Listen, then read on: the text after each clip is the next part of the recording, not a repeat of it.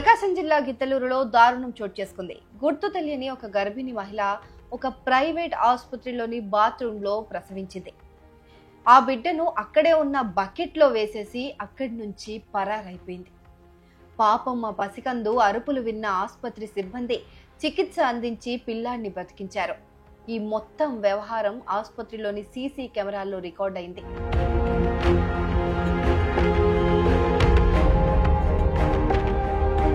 ప్రకాశం జిల్లా గిద్దలూరులోని వైఎస్ఆర్ సెంటర్ సమీపంలో ఉన్న ఓ ప్రైవేట్ హాస్పిటల్ కు సోమవారం రాత్రి 11:30 సమయంలో గుర్తు తెలియని ఓ గర్భిణి మరో 2 వ్యక్తులతో కలిసి వచ్చింది.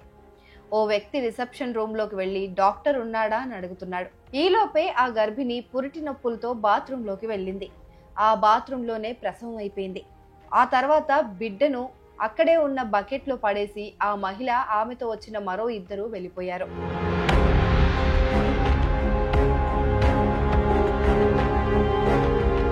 అయితే ఆసుపత్రి సిబ్బందికి 1 గంట తర్వాత పసికందు ఏడుపులు వినిపించాయి. దీంతో వారు వెళ్లి చూడగా బకెట్ లో అప్పుడే పుట్టిన మగ శిశువు ఉండటం చూసి షాక్ అయ్యారు. వెంటనే గిద్దలూరు పోలీస్ స్టేషన్ కు సమాచారం అందించారు. పోలీసులు సంఘటనా స్థలానికి వచ్చి పసికందును వేరొక ప్రైవేట్ ఆసుపత్రికి తరలించి చికిత్స అందించారు. పోలీసులు సీసీటీవీ ఫుటేజ్ ఆధారంగా గాలింపు చర్యలు చేపట్టారు.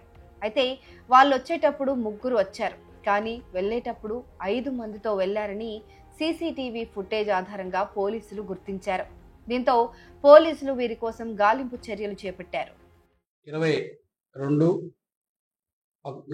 సెప్టెంబర్ 25న సుమారు రాత్రి 11:30 గంటల సమయంలో ఎవరో ఒక 3 వ్యక్తులు, గుర్తు తెలియదు, అంటే వాళ్ళు ఎవరో మనకు అడ్రస్ అయితే తెలియదు, బ్రహ్మారెడ్డి హాస్పిటల్ దగ్గరికి వచ్చి ఒక ఆమెకి కడుపు నొప్పి ఉంది, డాక్టర్ గారు ఉన్నారంటే అక్కడున్న వార్డు అతను బాయ్ వచ్చేసరికి డాక్టర్ గారు లేరు, పేషెంట్ ఎక్కడున్నారంటే వాష్రూమ్ బండి అని చెప్పేస్తున్నారు.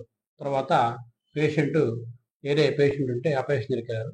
ఈ క్రమంలోనే ఆ పేషెంట్ వార్డు బాయ్ పేషెంట్ దగ్గర ఉండగా 3:30కి ఒక బకెట్లో బాబు చిన్న అంటే పుట్టిన బేబీ ఏడుస్తూ ఉంటే అక్కడున్న పేషెంట్స్ చూసి ఎవరు ఇక్కడ ఇడిపించిపోయారు అని చెప్పేసి అనగా అంతలోకి వీళ్ళు వార్డు బాబు చూస్తే ఆ బాబు ఆ బకెట్లో ఉన్నాడు.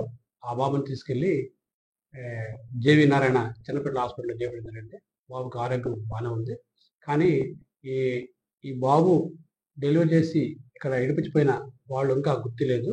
సీసీ ఫుటేజ్లో మాకు వచ్చినవి. ఆ సీసీ ఫుటేజ్లు మేము వెరిఫై చేయించి వాళ్ళ తల్లిదండ్రులను కనుక్కొని దాని మీద మేము ప్రాపర్గా చర్య తీసుకుంటాము. ఈ బాబును కూడా ఐసీడీఎస్ వారికి హ్యాండ్ ఓవర్ చేస్తాము. వాళ్ళు కూడా దీన్ని ప్రాపర్గా ఏం చేయాలని నిర్ణయిస్తారు.